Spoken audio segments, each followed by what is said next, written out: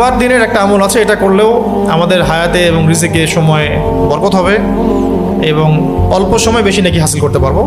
সেটা হলো যে রাসূল সাল্লাল্লাহু আলাইহি ওয়াসাল্লাম বলেছেন, জুমার দিন কেউ যদি উত্তম রূপে গোসল করে, জুমার দিন কেউ যদি উত্তম রূপে গোসল করে, সুন্দর কাপড় পরিধান করে, সামর্থ্যের সেরাটা, আতর খুশবু ব্যবহার করে, মানে পরিপাটি হয়ে বাহনে না চড়ে পায়ে হেঁটে জুমার খুতবায় যায়, জুমার নামাজে যায়, কাছাকাছি মসজিদ, পায়ে হেঁটে যাওয়ার সামর্থ্য আছে, যাচ্ছে, অনেক দূরে না যে গাড়িতে যেতে হচ্ছে, অনেক দূরে হলে সেটা আলাদা বিষয়। আপনি এখান থেকে যদি এখন বাইতুল মুকাররমে যান পায়ে হেঁটে, সেটা তো আর হইলো না, ওটা তো উল্টা বোঝা হইলো আর কি। কেউ যদি জুমার দিন উত্তম রূপে গোসল করে, ভালো কাপড় পরে, এরপর পায়ে হেঁটে মসজিদে যায়, যথাসম্ভব ইমামের সামনাসামনি বসে এবং মনোযোগের সাথে খুতবা শ্রবণ করে, মনোযোগের সাথে খুতবা শ্রবণ করে, অনর্থক কোনো কথাও বলে না, কোনো কাজও করে না, কাউকে ডিস্টার্ব করে না, এই ব্যক্তির প্রত্যেক স্টেপ মানে প্রত্যেক ধাপের বিনিময়ে 1 বছরের নফল রোজা, 1 বছরের নফল নামাজের নেকি দেওয়া।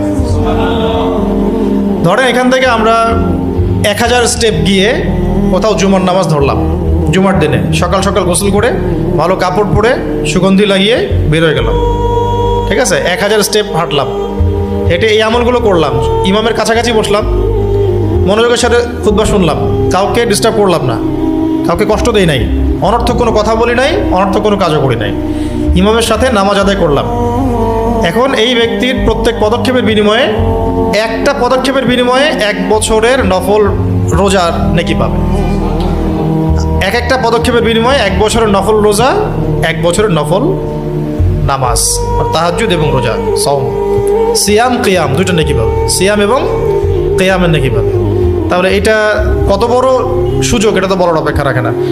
এতে করে তার কি হচ্ছে, হায়াতের মধ্যে বরকত হয়ে গেল। ওই আমল করতে তার 1000 বছর লাগতো, সেটা একদিনে হয়ে গেল। এটাও একটা ফাহাম হায়াত এবং রিজিকে বরকতের।